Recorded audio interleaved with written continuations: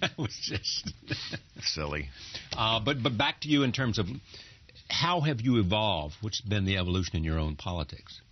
I mean, for example, you were very strong in terms of the threat of radical fundamentalist jihadism. Still am. I know. Yes, I think liberals should stop booing me for pointing out that Islam is not like other religions, that is a unique threat, and that but it's not Islam you're against. It's all religions are stupid.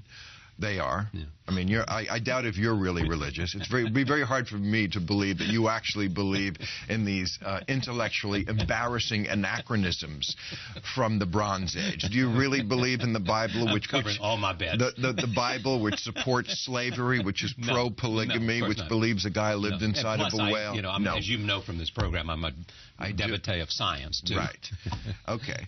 So I heard. But I want covering all bets. I saw Howard Dean on TV the other day, and he said something along the order of, he said, the people in ISIS are, I said, I'm about as Islamic as they are, you know, distancing the vast numbers of Islamic people around the world from it. That's just not true. It is true. It is not true, Charlie. There is a connecting tissue between... you mean, behind every Muslim is a future member of some radical... Let me finish. I thought I was doing that. There are illiberal beliefs that are held by vast numbers of Muslim people that I don't think... Vast number of Christians, too. No, that's not true. Not true. Vast numbers of Christians do not believe that if you leave the Christian religion, you should be killed for it.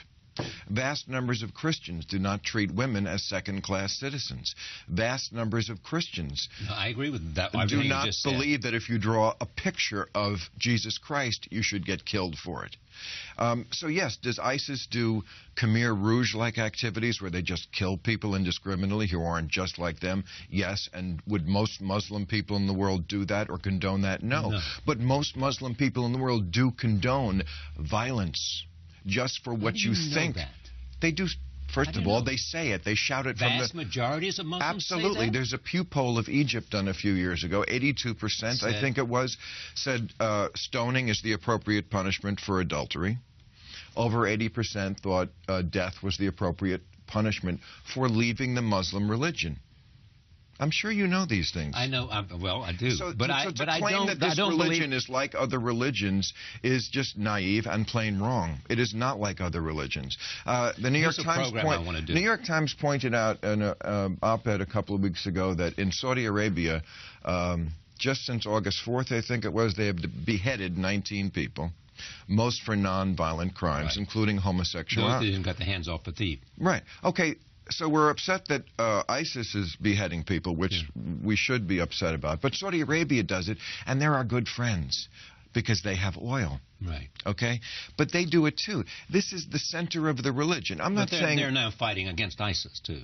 They're joining us in the fight, as is the Emirates. Well, they are both fighting ISIS, and they are for ISIS. Well, not the government. I mean, some of the private... Certainly the government. It's a bit like today about Qatar. There's a big story in the New York Times, which you may have seen today, about Qatar. Yeah, but... and there's some guy there is supporting, who's a Muslim in... But, I mean, in Mecca, where infidels, non-Muslims, are not even allowed in the holy parts of the city. I mean, right there, we don't have that example in other religions. Okay, they do behead people.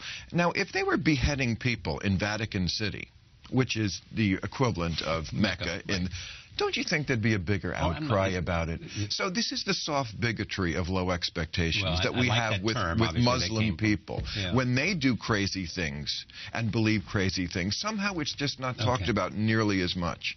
Would you come to this table and have a debate about this with a moderate Muslim? Find one, yes. Find one. I promise you I'll find one. Find a Muslim. I do believe that what we see with ISIS is not representative of...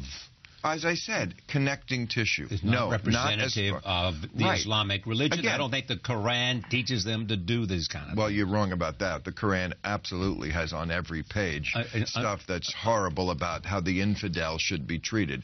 But, for example, again, ISIS says that they should perform genital mutilation on all women 11 to 46. Right. Would most Muslims agree with that? No. Or Right. carry it out? No. But as Ayaan Hirsi Ali points out, she says, can we really say, well, and she would know better than either one of us. She said, can we really say that women are treated equally in the Muslim world? I mean, their testimony in court is very often counted as half. They need permission to leave the house in some places. But a lot of moderate Muslims would say, in fact, one of the things that we need to modernize is the idea of the way we treat women. Lots of them. But in this country, if you just use the wrong word about women, they go nuts. And in all these other countries, they're doing things like making them wear burqas, and I hear liberals say things like, well, they want to. They want to. They've been brainwashed. You know, they don't want. It's like saying a streetwalker wants to do that. So let me just talk about this, because I find this interesting, too.